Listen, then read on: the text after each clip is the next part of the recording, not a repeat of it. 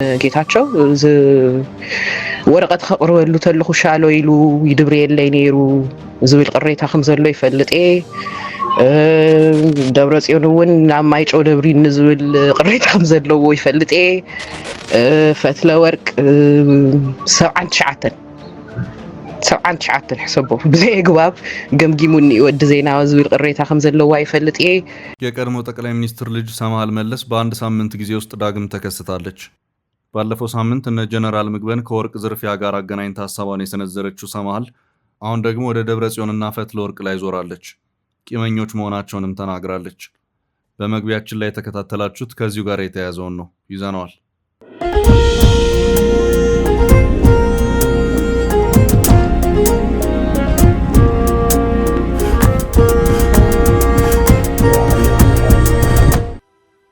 ውድ ቤተሰቦች ከፈታ ዴሊ ከበረ ሰላምታ ይድረሳችሁ። የዕለተ ቅዳሜ ረፋድ ጥንቅራችንን ይዘን ተገኝተናል። ለሰዓቱ የመራረጥንላችሁን መረጃዎች በቅድሚያ በማስተዋወቅ እንጀምራለን። ውድ ቤተሰቦች ቪዲዮዎቻችን እንዲደርሷችሁ ላይክ እና ኮሜንት እንዲሁም ሼር በማድረግ ትብብር እንድታደርጉ በአክብሮት እንጠይቃለን። እናመሰግናለን። የቀድሞ ጠቅላይ ሚኒስትር ልጅ ሰማሃል መለስ በአንድ ሳምንት ጊዜ ውስጥ ዳግም ተከስታለች። ቀደም ብሎ የሰጠችው አንድ ቃለ ምልልስ በነ ጀነራል ምግበ ኃይለና ሌሎች ባለስልጣናት የወርቅ ንግድ ጉዳይ የጫረው የሳምንቱ የማህበራዊ ሚዲያ ውዝግብ ሰማሃልን ዳግም ወደ ሚዲያው መልሷታል። ይሄ አይበቃም ያለች ይመስላል። እነ ደብረጽዮንንም ጨምራ ወርፋቸዋለች። ጥንቅራችን ይዞታል። የቀድሞ የፌዴሬሽን ምክር ቤት አፈ ጉባኤ የነበሩት ወይዘሮ ኬሪያ ኢብራሂም ከሰሞኑ ወደ ሚዲያ ብቅ ብለዋል። በሳምንቱ በሁለት የመንግስት ሚዲያዎች ቀርበው በአሁኑ የትግራይ ሁኔታ ዙሪያ ከሚዲያዎቹ ጋር ቆይታ አድርገዋል። በክልሉ ሁለት የጊዜያዊ አስተዳደሮችን በጉልበት ስልጣን ነጥቋል ባሉት የነ ደብረጽዮን ቡድን ላይ ከፍተኛ ትችት ሰንዝረዋል። ህወሓት የትግራይ ህዝብ ቀንደኛ ጠላት ሆኗል ብለዋል። የኬሪያ ቃል በዝርዝር የምንመለከት ይሆናል። በኦሮሚያ ክልል አርሲ ዞን አሰኮ ወረዳ በተለያዩ ቀበሌዎች ግንቦት 23 እና 24 ቀን 2018 ዓ.ም በተፈጸመ ጥቃት የተፈናቀሉ ነዋሪዎች በእርዳታ አቅርቦቶች መቋረጥ መቸገራቸውን እየገለጹ ነው። ከተፈናቀልንባቸው አካባቢዎች መመለስ አልቻልንም ብለዋል። በዞኑ በኩል የተሰጠ ምላሽም አለ። መረጃዎቹን ተመልክተናቸዋል። አሜሪካና ኢትዮጵያ በአፍሪካ ቀንድ ጉዳይ ላይ አዲስ ስምምነት ላይ ደርሰዋል። አምባሳደር እርቪን ማሲንጋ በአዲስ አበባ ይፋ ያደረጉት አዲስ እቅድን የተመለከተ መረጃ ይዘናል። በተጨማሪም የአሜሪካ መንግስት ለኢትዮጵያውያን ስደተኞች የሰጠው የቲፒኤስ ጊዜያዊ ስራ ፍቃድ ጥበቃ ሊያበቃ ጥቂት ሰዓታት ሲቀሩት አዲስ ማሳለፉን፣ ከኢትዮጵያ ድንበር አቅራቢያ የምትገኘው ስልታዊቷ ከተማ በሱዳን ጦር ቁጥጥር ስር ከዋለች በኋላ አዲስ መረጃ ይፋ መሆኑን እንመለከታለን። እስከ ፍጻሜው አብራችሁን ቆዩ። ካንጋሮ ሪል ስቴት በወለል አንድ ቤት ብቻ የሆኑ G+4 አፓርትመንት ከቦሌ በ5 ደቂቃ ርቀት በምትገኘው ቦሌ ቡልቡላ አቀረበ። ግንባታቸው 70% የደረሰና በአንድ ዓመት የሚረከቧቸውን ባለ 2 መኝታ 107 ካሬ 4 ሚሊዮን 30% ቅድመ ክፍያና በ13.6 ሚሊዮን ብር ሙሉ ክፍያ እንዲሁም ባለ 3 መኝታ 130 ካሬ 4.7 ሚሊዮን 30% ቅድመ ክፍያና በ15.6 ሚሊዮን እስከ 16.3 ሚሊዮን ብር ሙሉ ክፍያ የራሱ ያድርጉ። ካንጋሮ ሪል ስቴት ለ50 ዓመታት በስኬታማ የቢዝነስ እንቅስቃሴዎች የሚታወቀው ግዙፍ የካንጋሮ ኢንዱስትሪያልስ እህት ኩባንያ ነው። ለበለጠ መረጃ 0964 25 29 ይደውሉ። ህወሓት መሲልካ ህወሓት ንምፍራስ ብዙሕ ነገር ይተሰሪሕ ኢህአዴግ መሲልና ኢህአዴግ አፍሪስናዮ ኢሉ ብዕለ አሚኑ እንዲ አብይ ሰማሃል እነ ደብረጽዮንን ወረደችባቸው። ቂመኞች ናቸው። ሰማሃል የቀድሞ ጠቅላይ ሚኒስትር ልጅ ሰማሃል መለስ በአንድ ሳምንት ጊዜ ውስጥ ዳግም ተከስታለች። ባለፈው ሳምንት ትግሃት ከተባለ ሚዲያ ጋር በነበራት ቆይታ በተለይ ከህወሓት ወታደራዊና ፖለቲካዊ አመራሮች ጋር በተያያዘ ያነሳቻቸው ሐሳቦች ደጋፊዎችን እንደዚሁም ነቃፊዎችንም የተመለከተችባቸው ሆነዋል። ሰማሃል በጊዜው ሌተናል ጀነራል ምግበ ኃይለንና ሌሎችንም አመራሮች በስም በመጥቀስ በዚሁ ህገወጥ የትግራይ የወርቅ ንግድ ሰንሰለት ውስጥ ያሉ መሆናቸውንም የተናገረችበት ሁኔታ ነበር። ከዚሁ ጋር በተያያዘ ሰማሃል የሰጠችውን ቃለ ምልልስ ተከትሎም በትግራይ ጉዳይ ያገባናል የሚሉና ድጋፋቸውንም ለህወሓት አመራሮች ያሳዩ አንዳንድ ሰዎች ሰማሃልን ምን አገባት ይህንን ለማለትስ ምን አይነት መረጃ እጇ ላይ ያለ በማለትም አጥብቀው ሲተቿት የተሰማዋሉ። ሌሎች ደግሞ ሰማሃልን ሲያወድሱም ነበር። ከነዚህ ሁሉ የዚሁ የአንድ ሳምንት ቀናት ውዝግብ በኋላ ሰማሃል ዳግም ተከስታለች። ቀደም ብሎ የሰጠችው ቃለ ምልልስ ትግሃት በተባለና ትኩረቱን ትግራይ ላይ አድርጎ ይሰራ በነበረ የበይነመረብ ሚዲያ ሲሆን የአሁኑ ቃለ ምልልስ ደግሞ ላንዳ ሪፖርት በተባለ ሌላ በይነመረብ ሚዲያ በትግርኛ የተሰጠ ቃለ ምልልስ ነው።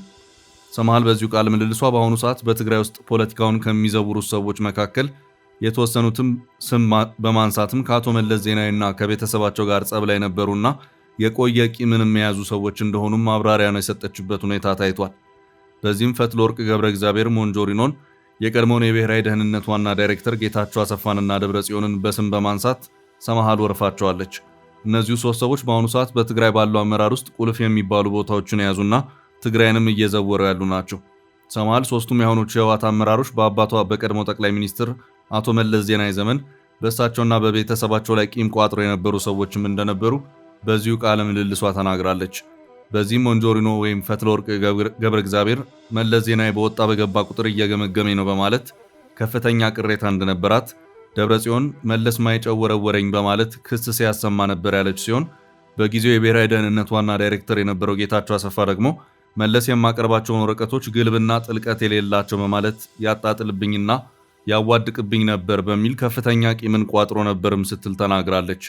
ከአቶ መለስ ዜናዊ በፊት ህወሓትን በሊቀመንበርነት ሲመሩ የነበሩት አቶ ስብሃት ነጋም ቢሆኑ እንዴት ልጅ የበለጠኝ በማለት የጸጸት ቂምን ይዘው እንደነበርም ሰማሃል በዚሁ ቃለ ምልልሷ ስትናገር ተደምጣለች። በዚህም ጌታቸው አሰፋና በሱ ዙሪያ ያሉት ሰዎች መለስን በቀጥታ ማጥቃት ባይችሉ እንኳን በቤተሰቡ በኩል በተለይም በልጁና በባለቤቱ በኩል ስም እያስጠፉ ያጠቁ ነበር። ይህ ደግሞ 20 ዓመታትን ያስቆጠረ የጌታቸው አሰፋ ፕሮጀክት ነው ስትልም ሰማሃል በዚሁ ቃለ ምልልሷ ተናግራለች። በባለፈው ቃለ ምልልሷም እኔ ብልጽግናን እንደዚሁም የህወሓት አመራሮችንም የሚነቅፉ ነገሮችን ተናግሬያለሁ ያለች ሲሆን የአንዱ ደጋፊ ስለ ሌላው የተናገሩትን ነቀፌታ በማንሳት ለራሳቸው ሲጠቀሙበትም አይቻለሁ ስትልም ተናግራለች።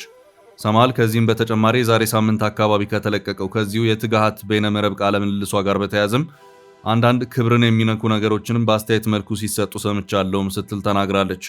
ሰማሃል በዚሁ ቃለ ምልልሷ የትግራዩን የቀደመ የ2 ዓመታት ጦርነት በተመለከተ በአሁኑ ሰዓት አዲስ አበባ ስላሉት የህወሓት ተቃዋሚዎችና ሌሎች ጉዳዮችም የተለያዩ ሀሳቦችን አንስታ አስተያየቶቿን የሰጠችበት ሁኔታ ታይቷል። ጌታቸው ወረቀት ከቅርበሉ ተለኹ ሻሎ ኢሉ ይድብር የለይ ነይሩ ዝብል ቅሬታ ከም ዘሎ ይፈልጥ ደብረጽዮን እውን ናብ ማይጨው ደብሪ ንዝብል ቅሬታ ከም ዘለዎ ይፈልጥ ፈትለወርቅ 79 ሕሰቦ ብዘይ ግባብ ገምጊሙኒ ወዲ ዜና ዝብል ቅሬታ ከም ዘለዋ ይፈልጥ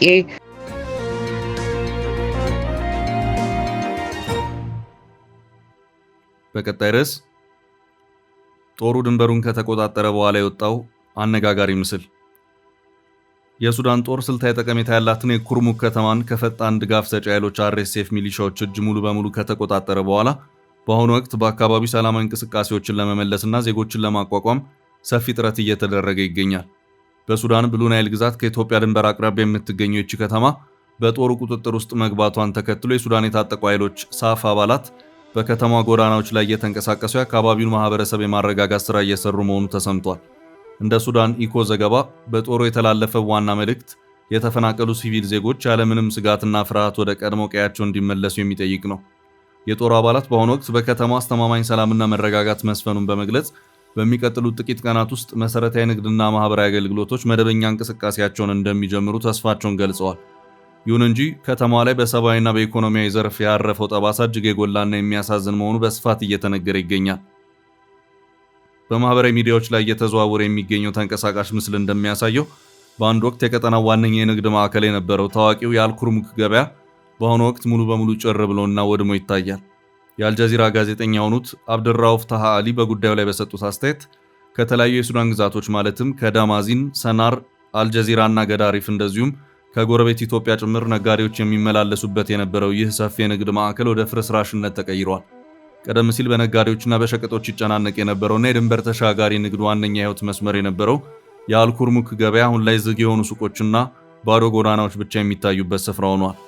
ይህ አሳዛኝ ትዕይንት ጦርነቱ በሲቪሉ ማህበረሰብ የዕለት ተዕለት ኑሮና የገቢ ምንጭ ላይ ያደረሰውን ከፍተኛ ውድመት በግልጽ ያሳያል። በአሁኑ ወቅት የሱዳን መደበኛ ጦር ድንበሩንና ከተማዋን ሙሉ በሙሉ ተቆጣጥሮ አካባቢውን እያረጋጋ መሆኑን እየገለጸ ቢሆንም የፈረሰውን የንግድ መዋቅር መልሶ ለመገንባትና የህዝቡን የደህንነት እምነት ሙሉ በሙሉ ለመመለስ ሰፊ ጊዜና ከፍተኛ ርብርብ የሚጠይቅ መሆኑን የቀጠናው ታዛቢዎች በመጠቆም ላይ ናቸው።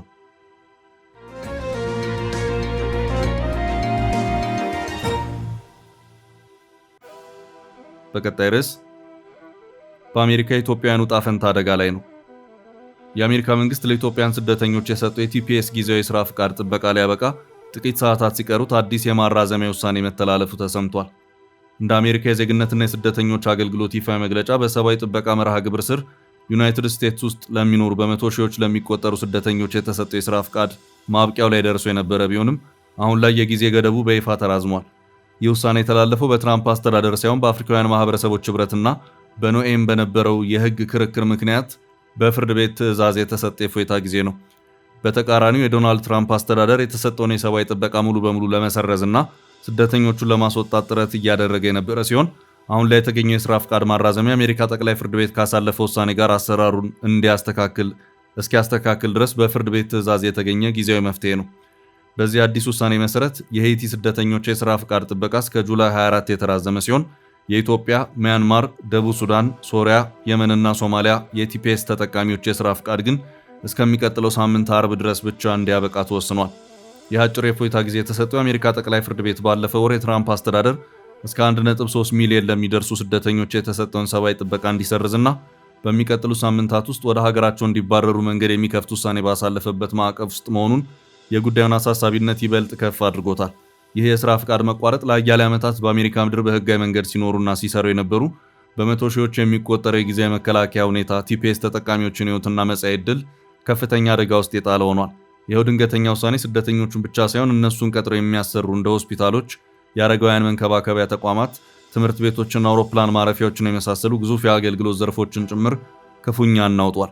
ከተለያዩ የሰራተኞች ማህበራት የወጡ መረጃዎች እንደሚያመለክቱት አንዳንድ ቀጣሪዎች ሰራተኞቻቸው ከህግ አግባብ ውጭ እንዳይሆኑ በመስጋት ከዛሬው ዕለት ቀደም ብሎ የቲፒኤስ ባለመብቶችን ከስራ ማሰናበት ጀምሮ የነበረ ሲሆን አሰሪዎቹ አሁንም ቢሆን የትራምፕ አስተዳደር ዘላቂ መፍትሄ እንዲሰጣቸው ከጀርባ ሆነው ከፍተኛ ግፊትና ትንቅንቅ እያደረጉ ይገኛሉ። የዚህ የፖሊሲ ለውጥ ሰለባ የሆኑት ወገኖችና የሰብአዊ መብት ተሟጋቾች በበኩላቸው በመንግስት እርምጃ ላይ ያላቸውን ጥርጣሬና ከፍተኛ ቅሬታ እያሰሙ ይገኛሉ። የፍሎሪዳ ትልቁ የጤና ጥበቃ ሰራተኞች ማህበር መሪ የሆኑት ማርጋሬት ኔሬት በአሁኑ ወቅት የተፈጠረውን ጥንቅጥ ሲያስረዱ በጣም ከፍተኛ የሆነ ግራ መጋባት ነው ያለው። እኛ ሰራተኛ ህዝቦች ነን፣ እነሱ ግን እንደማንጠቅም እያዩን ነው ሲሉ አስተዳደሩ ለሰው ኃይሉ የሰጠውን ዝቅተኛ ግምት ኮንነዋል። በአጠቃላይ ይህ አጭር ጊዜ ማራዘሚያ ለጊዜው ስደተኞቹን ከቅጽበታዊ ስንብት ቢታደጋቸውም የፊታችን አርብ የኢትዮጵያን መብት ሲያበቃ ምን ሊፈጠር እንደሚችል ያልታወቀ በመሆኑ በአሜሪካ የሚኖሩ ወገኖችን ትልቅ ስጋትና አጣብቂኝ ውስጥ ጥሏቸዋል።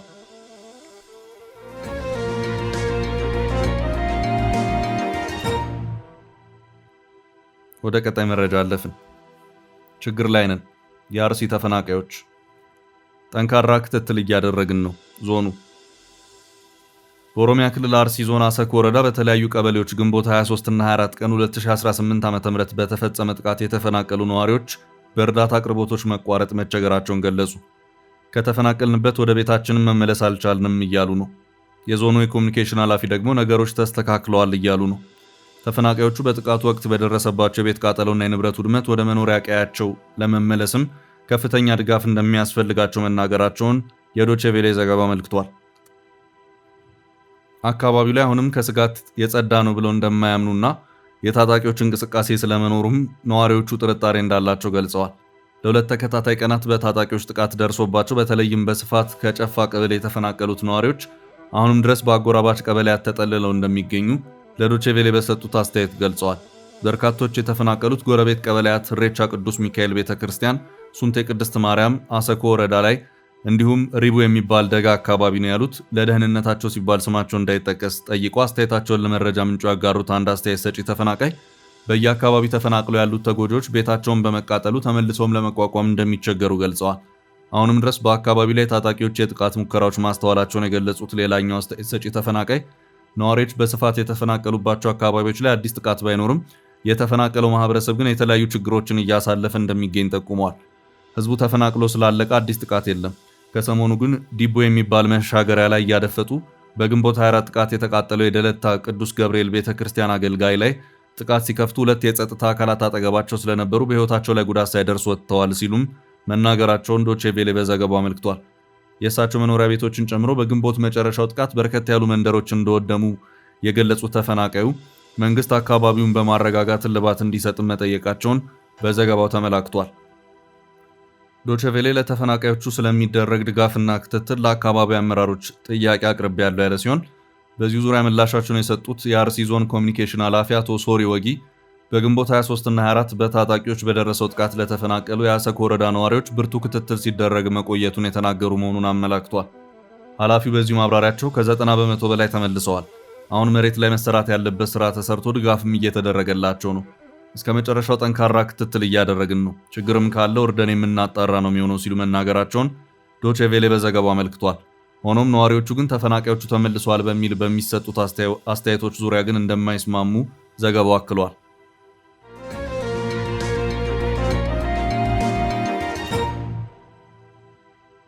ወደ ቀጣይ መረጃ አለፍን። ከአሜሪካው አምባሳደር የተሰማው አሜሪካ የአፍሪካ ቀንድ ቀጠናን አስተማማኝ ሰላምና መረጋጋቱን ለማድረግ ከኢትዮጵያ ጋር በደህንነትና በትብብር መስኮች ይበልጥ በቅርበት ለመስራት ቁርጠኛ መሆኗን በኢትዮጵያ አሜሪካ አምባሳደር እርቪን ማሲንጋ በይፋ ገልጸዋል። እንደ ኢትዮጵያ ሕዝብ ተወካዮች ምክር ቤት ይፋ መረጃ መሰረት አምባሳደር ማሲንጋ ይህንን የአሜሪካን አቋም የገለጹት ትላንት በአዲስ አበባ በተጀመረው ዓለም አቀፍ የፓርላማ የመረጃና ደህንነት ፎረም ላይ ተገኝተው ባደረጉት ንግግር ነው። አምባሳደሩ በንግግራቸው ወቅት አሜሪካ የምስራቅ አፍሪካን ቀጠናዊ ሰላም ይበልጥ አስተማማኝ ለማድረግ ከኢትዮጵያ ጋር ያላትን የቆየ አጋርነት ይበልጥ ግልጽነትና ተጠያቂነት ባለው መልኩ አጠናክራ ለመቀጠል ከፍተኛ ፍላጎት እንዳላት በስፋት አብራርተዋል። ይህ በትብብር የመስራት ፍላጎት በሁለቱ ሀገራት መካከል ያለውን ዲፕሎማሲያዊ ግንኙነት ወደ አዲስ ምዕራፍ ከማሸጋገሩም በላይ ለቀጠናው መረጋጋት አዲስ ተስፋን የፈነጠቀ እውነት ሆኖ ተመዝግቧል። አምባሳደር እርቪን ማሲንጋ በተለይም እንደ ሽብርተኝነት ያሉ ድንበር ተሻጋሪ የደህንነት ስጋቶችንና ዓለም አቀፍ ስጋት የሆነውን ህገወጥ የሰዎች ዝውውርን የመሳሰሉ ውስብስብ ቀጠናዊ ችግሮችን በዘላቂነት ለመከላከል የሁለቱ ሀገራት የጋራ ትብብር ወሳኝ መሆኑን አጽንኦት ሰጥተው ተናግረዋል። እነዚህን ዘልማዳዊና ዘመናዊ ስጋቶች ለመመከት የአቅም ግንባታ ስራዎችን ማከናወን፣ ቀልጣፋ የመረጃ ልውውጥ ማድረግና የተቋማት የጋራ ትስስር መፍጠር አማራጭ የሌለው መፍትሄ መሆኑን የገለጹት አምባሳደሩ አሜሪካ በቴክኖሎጂና በደህንነት ዘርፎች ጭምር ከኢትዮጵያ ጎን እንደምትቆም አረጋግጠዋል። ይህም በአፍሪካ ቀንድ አካባቢ የሚስተዋሉ የጸጥታ ክፍተቶችን ለመሙላትና አስተማማኝ የመከላከያ ጋሻ ለመገንባት ትልቅ አቅም እንደሚፈጥር ይታመናል። የደህንነት መረጃ ተቋማት በቴክኖሎጂና በሰው ኃይል መበልጸግ ለኢትዮጵያም ሆነ ለአጠቃላይ ቀጠናው ዘላቂ አስተማማኝ ሰላም መረጋገጥ ዋነኛው መሰረት መሆኑን አምባሳደሩ በንግግራቸው ማጠቃለያ ጠቁመዋል። ይህ የአሜሪካ አዲስ የትብብር ጥሪ በአፍሪካ ቀንድ ያለውን ስትራቴጂካዊ ሚዛን ለመጠበቅ ኢትዮጵያ የምታደርገውን ጥረት የሚያግዝ ሲሆን በፎረሙ ላይ የተገኙ የደህንነት ባለሙያዎችም ቀጠናዊ ሰላምን ለማምጣት የሀያላን ሀገራት ድጋፍና የቴክኖሎጂ ሽግግር አስፈላጊ መሆኑን በምላሻቸው አመልክተዋል። በአጠቃላይ አምባሳደሩ መልእክት አሜሪካ የአፍሪካ ቀንድ ሰላምን ለማስከበር ከኢትዮጵያ ጋር ያላትን ወታደራዊና መረጃ ነክ አጋርነት ይበልጥ ለማሳደግ የያዘችውን አዲስ አቅጣጫ በግልጽ ያሳየ ሆኗል።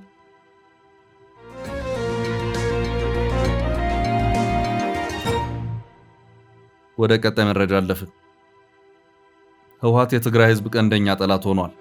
ወይዘሮ ኬሪያ ኢብራሂም ስለ ህወሓት የሰነዘሩት ጠንካራ ትችት። የቀድሞ የፌዴሬሽን ምክር ቤት አፈ ጉባኤ የነበሩት ወይዘሮ ኬሪያ ኢብራሂም ከሰሞኑ ወደ ሚዲያ ብቅ ብለዋል። በሳምንቱ በሁለት የመንግስት ሚዲያዎች ቀርበው በአሁኗ የትግራይ ሁኔታ ዙሪያ ከሚዲያዎቹ ጋር ቆይታ አድርገዋል።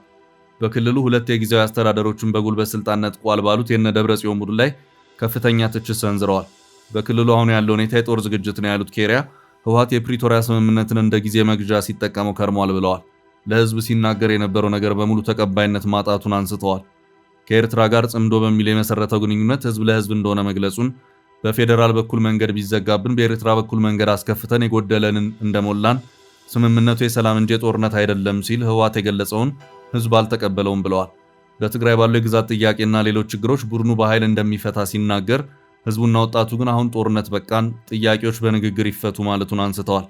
ህወሓት ይህንን የህዝብ ድምፅና አመለካከት በመጻረር ከላይ እስከታች የአፈና መዋቅር መዘርጋቱን የራሱን የጦርነት አጀንዳ ለማስፈጸም መሆኑን ገልጸዋል። የህወሓት የጭካኔ መንገድ ምን ያህል ጥልቅ እንደሆነ በአፈናው አሳይቷል ብለዋል።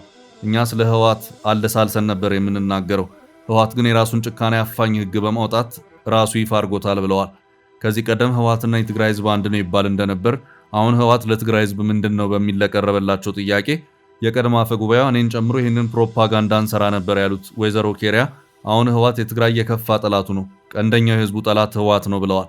ጦርነት በቃኝ እያለ ያለውን ህዝብ አሁንም ደም ትከፍላለህ የሚል ቡድን የትግራይ ጠላት እንጂ የህልውናው መፍትሄ አይደለም ብለዋል። ህወሓት ለትግራይ አማራጭ አይደለም ሲሉ አክለዋል። የምናገረው የኔን አቋም ብቻ አይደለም፣ በትግርኛ ከኔ በላይ ህዝቡ ይናገረዋል ብለዋል። ለዚህም መቀለ ህፃን ልጇን አቅፋ የተነጠቀችውን ልጅ ለማስመለስ የታፈሱትን ሲወሰድ የነበረው አውቶቡስ ላይ ድንጋይ ስለወረወረችው እናት አንስተዋል። አሁን ድንጋይ እየተወረወረ ያለው ቡድኑ ላይ ነው ብለዋል። ውድ ቤተሰቦቻችን ለዛሬ ያዝንላችሁ ርዕሰ ጉዳዮች እዚህ ላይ ቋጨን። ላይክ፣ ሼር እና ኮሜንት በማድረግ ለቻናላችን ድጋፋችሁን መግለጽ እንዳትዘነጉ እያልን ከሌሎች መረጃዎች ጋር ደግመን እስክንገናኝ ቸር ያሰማን ስንል ተሰናበትን።